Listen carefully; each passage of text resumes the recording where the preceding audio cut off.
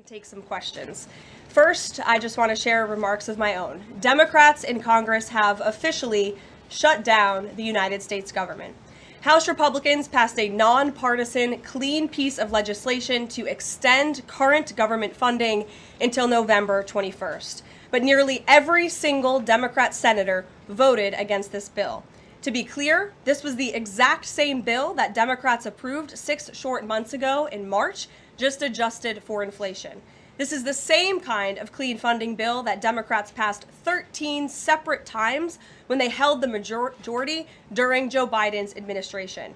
So the American people woke up this morning and asked the obvious question: why is the government shut down right now? The answer is pure partisan politics being played by the Democrat Party. The Democrats shut down the government because President Trump and the Republicans will not force American taxpayers to pay for free health care for illegal aliens. America is $37 trillion in debt.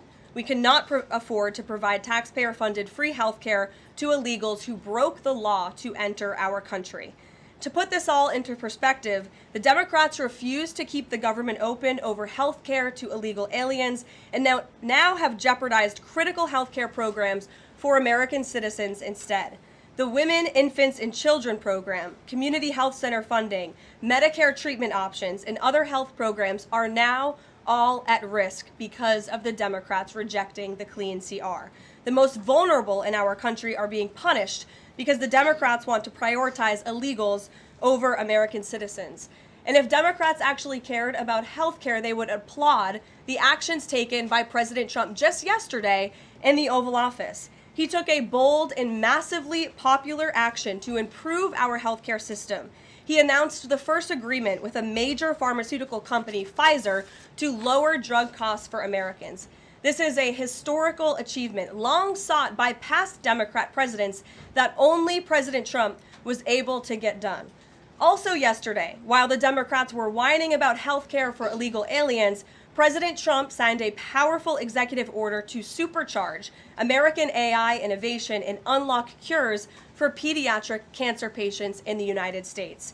While President Trump took action to lower drug prices and improve the lives and the care of American children with cancer, again, Democrats are fighting to give health care benefits to illegal aliens. The Trump administration is fully committed to lowering healthcare costs and advancing policies that will save American lives. But right now, we need to keep the government open and funded. And individuals and organizations across the political spectrum, across the country, agree with the Trump administration and Republicans. The labor union leader, the Teamsters, Sean O'Brien, sent a very blunt message to Democrats over their destructive antics. He said American workers are not bargaining chips. Senators need to stop screwing around and pass the House-passed clean short-term funding bill. The U.S. Chamber of Commerce, the world's largest business organization, called to immediately pass the Republican clean CR, saying, quote, shutdowns are harmful to the economy, the American people, and our national security. And even Democrat Senators Cortez Masto and Fetterman acknowledged that their party is betraying the American people with this costly and chaotic Democrat shutdown. Enough is enough. Democrats need to stop sabotaging our country and holding the American people hostage in the country. Democrats need to do their jobs. The American people want the government reopened, and this is proven in a New York Times poll showing that 2 in 3 Americans say the government should not be shut down by the Democrats, even if their absurd demands are not met. The president and Republicans are working very hard to reopen the federal government. The vice president here has been crucial in this effort. We encourage all Americans across the country, call your Democrat senators and encourage them to reopen the government. That's what President Trump and the vice president want to do. And with that, I will turn it over to our great vice president, J.D. Vance. Great. Well, thank you, Karoline, and good afternoon to everybody, and good afternoon to everybody who's watching at home. It's a tough act to follow, but let me just say a few things, and then I'll take a few questions. Number one, Democrats say that they care a lot about lowering health care costs, and yet, when the president took historic action to work with the drug companies to lower prescription drug prices, the Democrats did nothing to help us. In fact, we would have loved to have the Democrats helping us, but they didn't. They talk about doing something. They don't actually do the hard work of making it happen. What they have done instead is to shut down the government because we won't give billions of dollars to healthcare funding for illegal aliens. That is what has actually happened. To the American people who are watching, the reason your government is shut down at this very minute is because, despite the fact that the overwhelming majority of congressional Republicans and even a few moderate Democrats supported opening the government, the Chuck Schumer AOC wing of the Democratic Party shut down the government because they said to us, we will open the government, but only if you give billions of dollars of funding for health care for illegal aliens. That's a ridiculous proposition. Let me say two other quick things, and then again, I'll take some questions. Number one, we all understand that Democrats and Republicans have policy disagreements. The Democrats want to do things. Look, when Chuck Schumer and Hakeem Jeffries were in here a couple of days ago, they made some suggestions that the president was more than happy to say, yes, let's sit down and talk about how we can solve the healthcare crisis that we inherited from the Biden administration. But it's one thing to say that we should solve the healthcare crisis for Americans. It's another thing to say that we're going to shut down the government unless we give the Democrats every single thing that they want, which, as Karoline says, includes giving billions of dollars of taxpayer funding for health care for illegal migrants. That's ridiculous. You don't have policy disagreements that serve as the basis for a government shutdown. Let's have the conversation about how to fix American health care, about how to make health care more accessible. As the president showed, he's more than willing to act on behalf of the American people for this very reason. What you don't do is say, unless you do exactly what we want to do as congressional Democrats, we're taking hostage. And the hostage, it turns out, is critical, essential services that the American people need. Karoline talked about some of it. Let me talk about some more. Our troops are not getting paid starting today because of the Chuck Schumer wing of the Democratic Party. We have people who require food assistance, low-income Americans who require food assistance, who will not get it unless we reopen the government, thanks to Chuck Schumer and his wing of the Democratic Party. We have flood insurance as we start hurricane season in the southeastern part of our country. That flood insurance is going to disappear because of Chuck Schumer and the far left of the Democratic Party. We need to reopen the government. Let's fix America's problems. Let's work together to solve them. But let's reopen the government before we have our negotiation about health care policy. That's what the American people demand, and that's certainly what the President of the United States wants. Let me make one final point. I think a lot of Americans are asking themselves, why did this happen? Why did the Democrats shut down the government despite, as Karoline said, voting on the exact same piece of legislation 6 months ago? And there are a lot of different spins that we can put on it, a lot of different answers that we could give, all of them true. One answer I already gave is that they want to give health care benefits to illegal aliens. That is true. They gave us legislative text that would have undone us cutting off healthcare benefits for illegal aliens. That's one of the things that they asked for. But the reality here, and let's be honest about the politics, is that Chuck Schumer is terrified she's going to get a primary challenge from Alexandria Ocasio-Cortez. The reason why the American people's government is shut down is because Chuck Schumer is listening to the far left radicals in his own party because he's terrified of a primary challenge. So I'd invite Chuck Schumer to join the moderate Democrats and 52 Senate Republicans, do the right thing, open up the people's government, and then let's fix healthcare policy for the American people. Questions? Mr. Vice President. That's a lot. Matt Boyle. Okay. Mr. Vice President, there's two key Democrat lies I would like to get your take on and see if you can address. The first is that you're seeing a number of top Democrat leaders, from Kamala Harris and Chuck Schumer to Hakeem Jeffries, claim that it is a Republican shutdown caused by Trump. The second is that they're out there now claiming that they don't want to give health care to illegal aliens. Can you address both of those lies from the Democrat Party? Yeah, so on the point that it's a Republican shutdown, look, it's obviously a Democratic shutdown. Just look at the vote totals in the House, look at the vote totals in the Senate, and look at the President of the United States' own action and conduct throughout this crisis. Nearly every single House Republican voted to open the government, Matt. Nearly every single Senate Republican voted to open the government last night, and even to their credit, a few moderate Democrats voted to open the government. That's not a Republican shutdown when nearly every single Senate Democrat votes to shut it down and every Republican voted to open it up. It's just obviously not true. Now, you can disagree about a number of things, but you can't disagree about the obvious fact that Republicans voted to open the government. The president stands ready to sign that opening of the government. We just need a few more Democrats to join us in that effort to open the government. Your final question about illegal alien benefits. Look, The text is very clear, and I even saw, I think it was George Stephanopoulos in an interview with Mike Johnson, did a fact check that was totally rooted in baseless claims. It was basically Democrat propaganda. If you look at the legislative text that they gave us, they tried to turn on two separate provisions that would give health care benefits to illegal aliens. Number one, if you're an American citizen, you've been to a hospital in the last few years, you probably noticed that wait times are especially large, and very often somebody who's there in the emergency room waiting is an illegal alien, very often a person who can't even speak English. Why do those people get health care benefits at hospitals paid for by American citizens? The answer is a decision made by the Biden administration that the Trump administration, working with congressional Republicans, undid. We turned off that money spigot to health care funding for illegal aliens. The Democrats, in their legislative text, want to turn it back on. That's one thing. The second thing, Matt, is we all know that there are various ways in which the Biden administration waved away illegal immigration status. They gave parolees, they gave asylum claims to people who weren't really claiming asylum. And when they waved the magic wand of amnesty, giving millions of people legal status even though they were in the country illegally, they also gave those people access to health care benefits. So what the Democrats are engaging in is a sleight of hand. They're saying, no.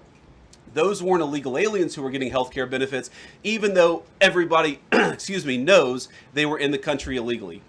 It's a lie told by the Democrats that they're not trying to give health care benefits to illegal aliens. It's a lie that is obviously untrue if you just look at the text that they gave us, and all you have to do is understand that this is about who benefits. We think the American people's government ought to benefit American citizens. The Democrats are willing to shut it down to benefit illegal aliens. The contrast couldn't be more clear. Peter. Thank you, Vice President Vance. The big holdup is, of course, that you guys say illegal immigrants are getting taxpayer-funded health care. Democrats say you're lying. That makes it feel like it could be a really long shutdown. Is this going to be a long shutdown? I don't know. I can't predict what congressional Democrats are going to do, Peter, but I actually don't think it's going to be that long of a shutdown. This is a pure guess from the Vice President of the United States because I think you already saw some evidence that moderate Democrats are cracking a little bit. They understand the fundamental illogic of this. Look, for years, every single one of us, we can remember Barack Obama on the White House lawn. We can remember Chuck Schumer. We can remember, Nancy Pelosi. For years, in Chuck Schumer's case, for literally decades, we've heard them say, you don't shut the government down over a policy disagreement. Okay, Republicans think this thing about health care, that thing about health care. Democrats think this thing about immigration, Republicans disagree. Whatever those disagreements are, you don't shut down the government over it. For the first time since the Democrats have been in politics, they're now saying that unless we get every policy item that we demand, we're going to shut down the people's government. They're trying to take a hostage, and we're not going to let them. And the administration announced today that $18 billion bound for New York transportation projects is going to be frozen so it can't go to DEI programs there. But the timing of this, does announcing that today mean that you guys are going to squeeze Chuck Schumer's home state until he blinks? Look, I haven't talked to Russ about this morning, but look, I'm sure that Russ is heartbroken about the fact that he is unable to give certain things to certain constituencies. We want to do everything that we can to help the American people, but when the Democrats shut down the government, we have to actually do a little triage to make sure the most critical and most essential services are provided. The government does a lot of things. Of course, Republicans think that the federal government probably does too much, but there are a lot of critical things the federal government does that absolutely all of us would agree need to do. Our troops need to get paid. Our air traffic controllers need to make sure that people are flying safely and on time. We need low-income people to be able to access the food services that are provided by the federal government. There are critical things that need to be saved. We're going to do everything that we can over the coming weeks, if the shutdown lasts that long, to ensure that people get the essential services that they need, despite the fact that Chuck Schumer has shut down the federal government. It's not going to be perfect because we are in a government shutdown. We are going to have to lay some people off if the shutdown continues. We don't like that. We don't necessarily want to do it, but we're going to do what we have to keep the American people's essential services continuing to run. Thank you. Yeah. Thank you, Mr. Vice President, and thank you for being here. Yesterday, President Trump said, as a result of the shutdown, we'll be laying off a lot of people that are going to be very affected, and the Democrats, they are going to be Democrats. Has the administration asked agencies to target federal workers who they believe to be Democrats in these reductions of forces?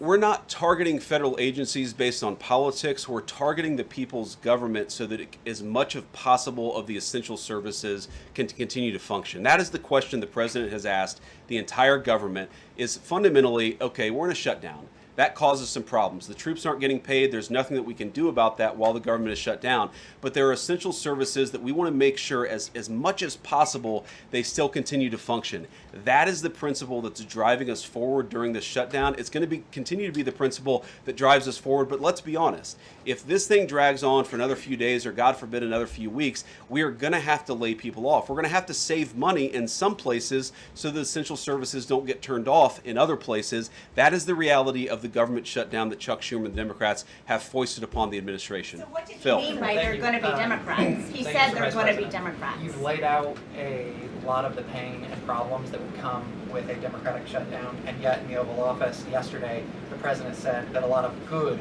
could come from a shutdown. So square that circle. Which is it, a Democratic-caused crisis or a Republican opportunity for reform? Well, I think all the president is saying, Phil, is that he wants to make sure the American people's government functions as well as it can, despite the fact that we're in a shutdown. We're going to have to make things work. And that means that we're going to have to triage some certain things. That means certain people are going to have to get laid off. And we're going to try to make sure that the American people suffer as little as possible from this shutdown. That's what the president is saying, is that, yes, this is a bad thing. Obviously, the president is trying to reopen the government, but we're going to make things work as well as we possibly can, given the constraints that we have. And then on those policy differences for the discussion and the negotiations to come later, during the Biden administration, Democrats twice voted to expand these Affordable Care Act tax credits. But those were supposed to be temporary, and they were slated to expire at the end of the year. As you sort of crack the door open to negotiation at a later date, would the party that ran on defunding Obamacare really negotiate about potentially expanding Obamacare? Well, Phil, what we've said to the Democrats is that we're willing to have a conversation about how to ensure that Americans continue to have access to health care, and frankly, they should have access to better health care at a lower cost. We inherited a mess of a health care system from the Biden administration. It's why the president has worked so hard on the most favored nation status for prescription drugs. It's why we care so much about lowering the cost of prescriptions and why we're doing everything else. We're willing to have that conversation, but I think it's important to bracket the health care policy conversation because it's separate from the government shutdown.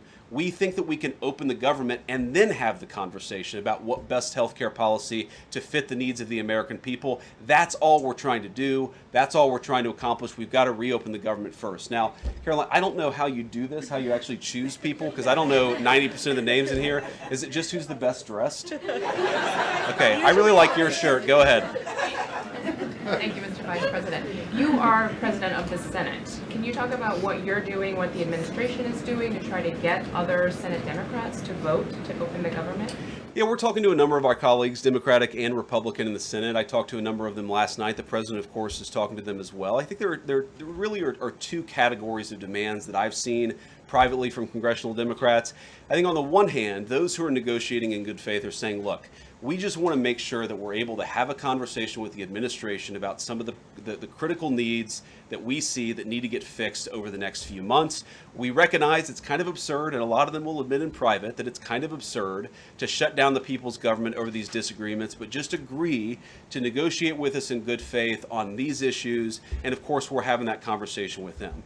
Then there's another category, people who say, give us everything we want or we're going to keep the government shut down. We just write those people off because they're not negotiating in good faith. And frankly, we don't need them. We've already got 3 more Democrats last night than I thought we would get. And I think it's because they recognize the illogic of the position of taking the entire American economy hostage because they don't get their policy priorities. So 3 moderate Democrats joined 52 Republicans last night. We need 5 more in order to reopen the government. And that's really where we're going to focus, is how to get those 5 additional Democrats. Thanks, Mr. Vice President. First 2 questions. Are there plans to meet Democratic leaders again in the coming days, or are you planning on plucking off senators one by one? So that's the whole question? No, I got a second part. Okay, go ahead and ask the second question. So the president's been posting some images of Leader Jeffries and Senator Schumer I saw. recently. You've said that you're interested in good faith negotiations with these leaders, but what message does that send? Is it helpful to post pictures of Leader Jeffries in a sombrero if you're trying to have good faith talks with him? Oh, I think it's funny. The president's joking, and we're having a good time. You can negotiate in good faith while also poking a little bit of fun at some of the absurdities of the Democrats' positions, and even, poking some fun at the absurdity of the Democrats themselves. I mean, I'll tell Hakeem Jeffries right now, I make this solemn promise to you that if you help us reopen the government, the sombrero memes will stop. And I've talked to the President of the United States about that. Now, to your first question, are we negotiating one-on-one? Are we negotiating in groups? Look, I will go to the U.S. Capitol right now and meet with Chuck Schumer or any Senate Democrat if it helps us reopen the government. Most of the conversations, in my experience at least, have been one-off. We're also, of course, relying on some of our Senate Republican colleagues who have good relationships across the aisle. We're going to do whatever we have to do is the answer. And I think it's tough to predict what shape this negotiation is going to take over the next few months. But I feel good about the fact that Democrats already realize privately the fundamental irrationality of their position. I hope that they're going to publicly acknowledge it and reopen the government. Right in the back, yeah. Thank you, Mr. Vice President. You responded to a post on X of Chuck Schumer on the House floor back in 1996, railing against illegal immigrants receiving taxpayer-funded benefits. You said Chuck Schumer once recognized that it was disastrous to give illegal aliens rewards for breaking the law. Now he wants to shut down the government unless we reward illegal aliens for breaking the law. Why has Chuck Schumer changed his stance? That's a good question. Actually, it's a very tough question. Asking me to get in the head of Chuck Schumer is not a place I particularly want to be, but my basic read on it is that the entire Democratic Party, the political leadership, not every Democrat nationwide, but the political leadership of their party has got it into their heads that the only way to be compassionate is to be compassionate to illegal aliens rather than American citizens. If you go back to what Bill Clinton was saying, even Barack Obama in some cases, what he was saying about illegal immigration 10, 15, 20 years ago, you would put them on the MAGA right based purely on their rhetoric around illegal immigration. So I don't know why they've gone so far to the left. I think it's bad for the country. I think it's bad for them politically. But our principle, all I can do is speak for the president that I serve and the country, the administration that I serve right now. We believe that the American people's government exists for the American people. That means the people who have the legal right to be here, and that's why we're fighting to reopen the government. And unfortunately, the Democrats are fighting to shut it down for the benefit of illegal aliens. And I'll take a couple more, and then I'll let Karoline. I'll go back to my day job so Karoline can go back to hers. All right. Yes. Thank you, Mr. Vice President. Just going back to the sombrero. You said that the president is joking, but Hakeem Jeffries says that these memes were racist. What's your response to that? And just if I may briefly go off topic, Secretary Hegseth yesterday made an edict about no more beardos in the military. Just wondered what. Sorry, what did he say? No more beardos. Beards. Oh, sorry, it's my accent. Just wondered your response to that. I didn't see that particular comment. I thought Pete gave a hell of a speech, and a speech that really is just oriented around returning the American military to the very high standards that it has had for virtually its entire history until Joe Biden came along and decided to lower standards. I think it was bad for our military, and it was bad for our troops. When I was a young United States Marine, I did not have a beard. I am now the vice president, so I get to do what I want to do. But I think Pete's trying to re-implement high standards, and that's a very good thing. On the sombrero thing, I mean, Hakeem Jeffries said it was racist, and I know that he said that, and I honestly don't even know what that means. Like, is he a Mexican American that is offended by having a sombrero meme? I mean, I saw one of the major TV stations put the meme up and then say, this is AI generated. And he had like the curly animated mustache too. It's like, do you really not realize the American people recognize that he did not actually come to the White House wearing a sombrero and a black curly animation mustache? Like, give the country a little bit of credit. We're all trying to do a very important job for the American people. The President of the United States likes to have a little bit of fun when he's doing it, and I think that's okay. I'll take one more question. Mr. Vice President, in every previous shutdown, workers have been furloughed, not laid off. So why does the President want to fire some workers and not just furlough them? Why is this shutdown any different? Well, first of all, we haven't made any final decisions about what we're going to do with certain workers. What we're saying is that we might have to take extraordinary steps, especially the longer this goes on.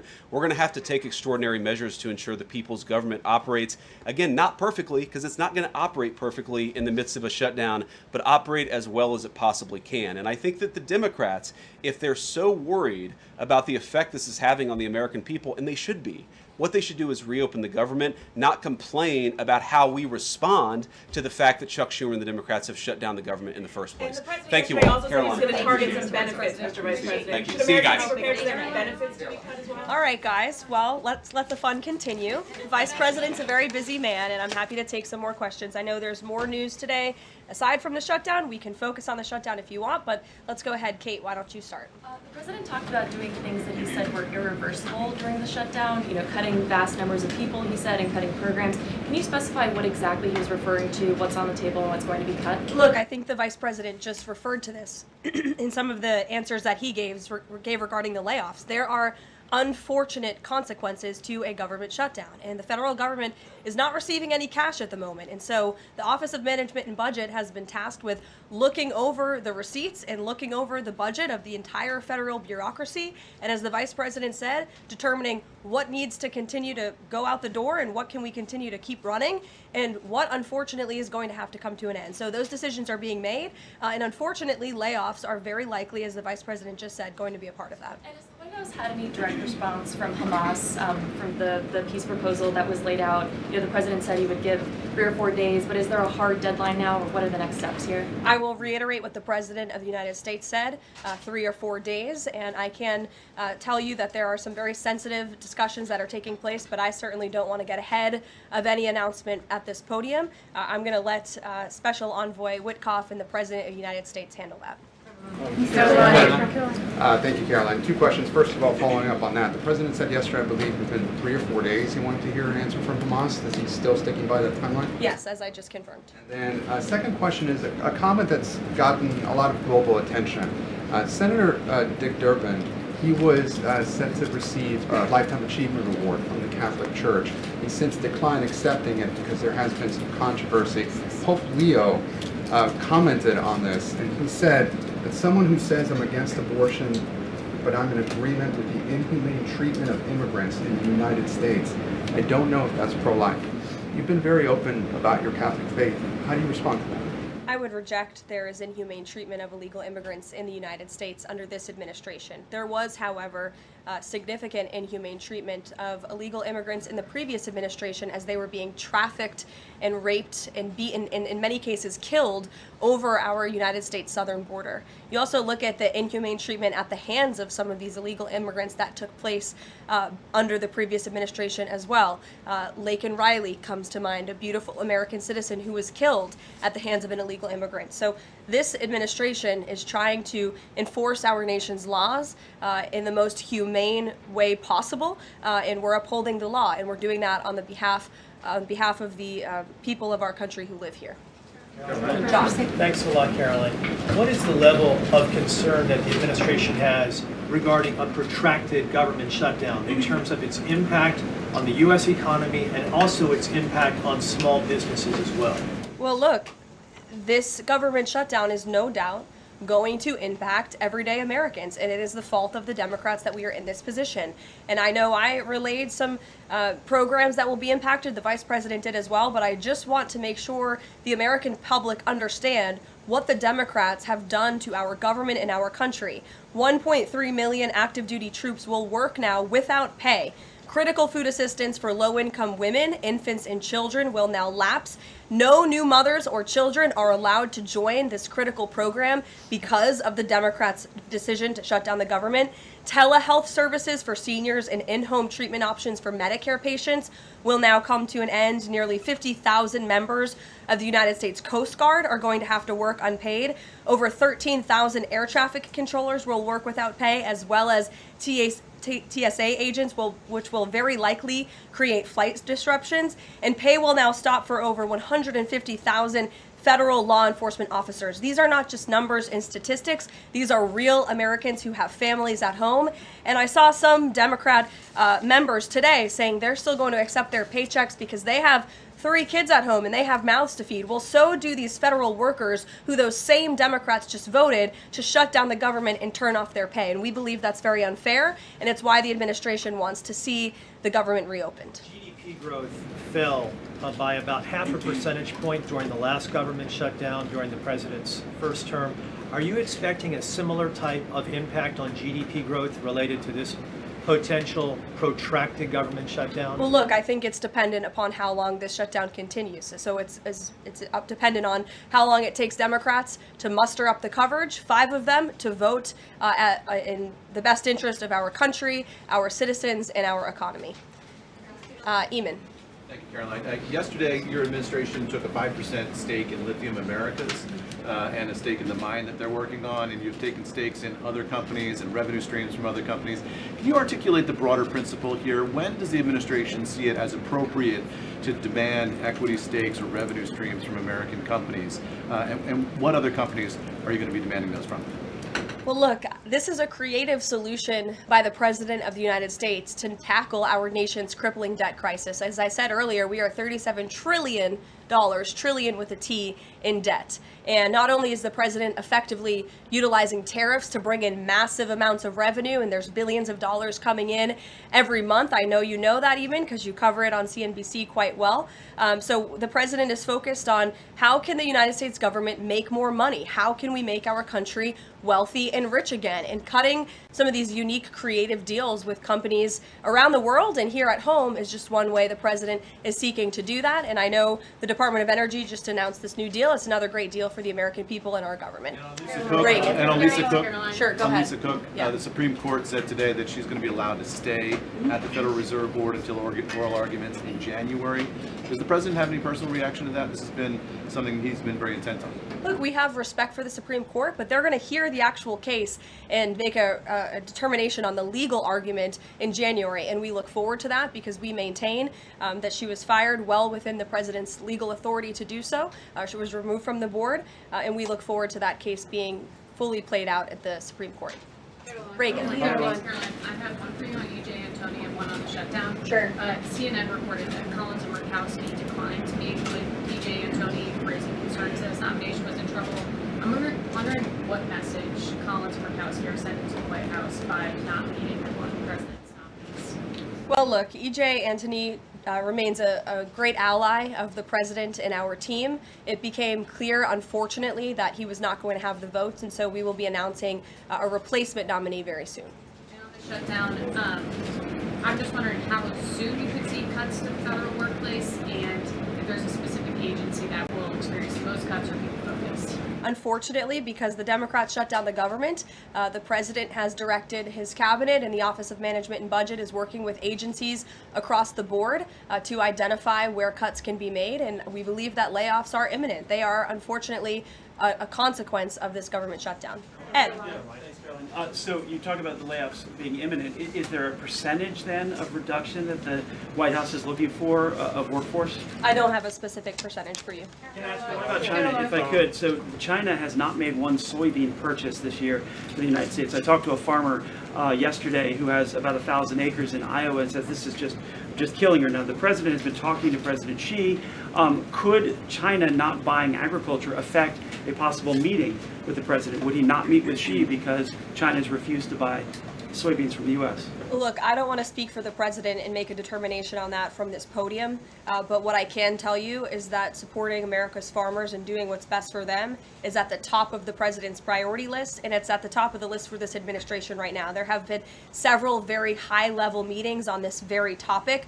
We want to help our farmers, and we're exploring the best ways to do that, and I would anticipate there will be more to come on that very soon. To the Chinese president. Look, I just shared that message. The president wants what's best for America's farmers. Sean. Hey, Caroline. Hi. 2 things to ask you about. Sure. First thing, I want to ask about this video that the president posted the other day. It was an AI deepfake of himself talking about something called med beds. What was he trying to communicate to the public there, and why did he delete it? I think the president saw the video and posted it, and then took it down. And he has the right to do that. It's his social media. He's incredibly transparent, as you all know. You hear from him directly on social media. He likes to share memes. He likes to share videos. He likes to repost things that he sees other people post on social media as well. And I think it's quite refreshing that we have a president who is so open and honest directly himself, many a times on Truth. You are hearing directly from the President of the United States. And second thing, how did the White House decide that it is appropriate for Jared Kushner to be working on matters that involve Qatar, the UAE, Saudi Arabia, 3 countries that combined have given him more than $2.5 billion for his investment firm?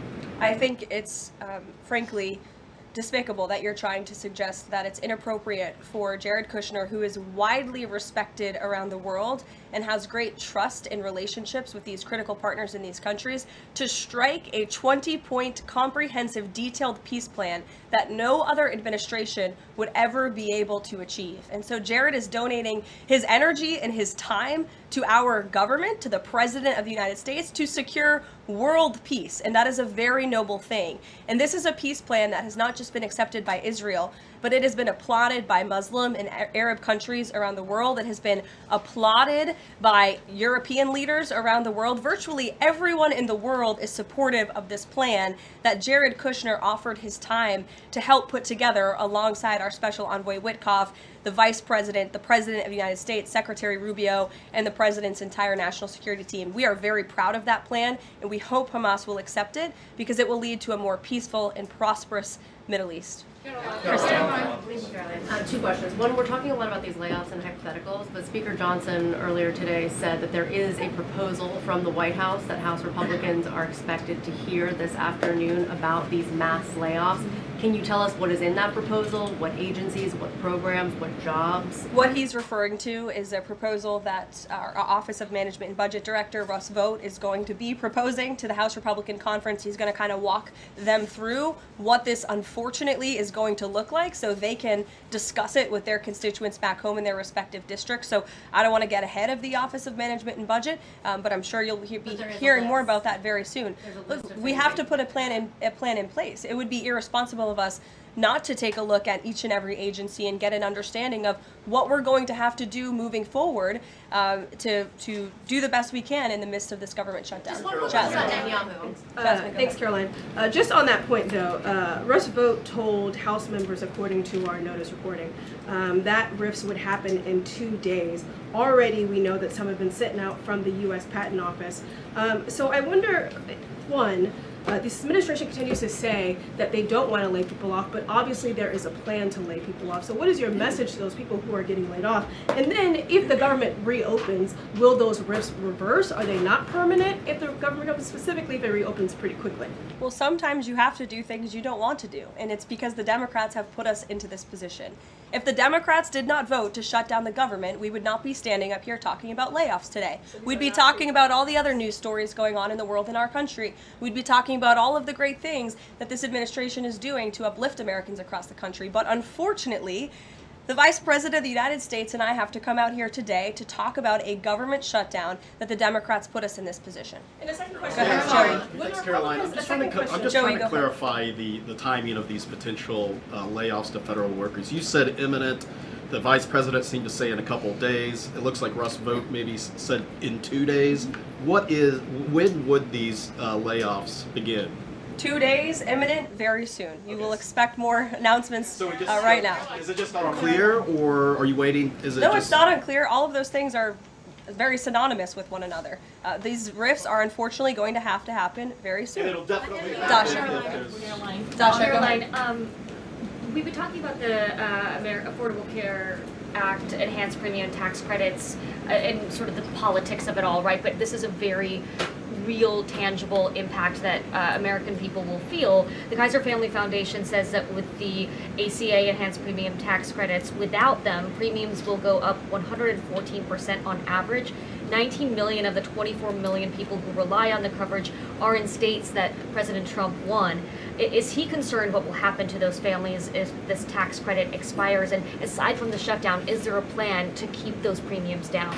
Look, as the Vice President just said, we are more than happy to have this conversation. The President and the Vice President and this team are more than happy to have that conversation with Republicans and Democrats on Capitol Hill.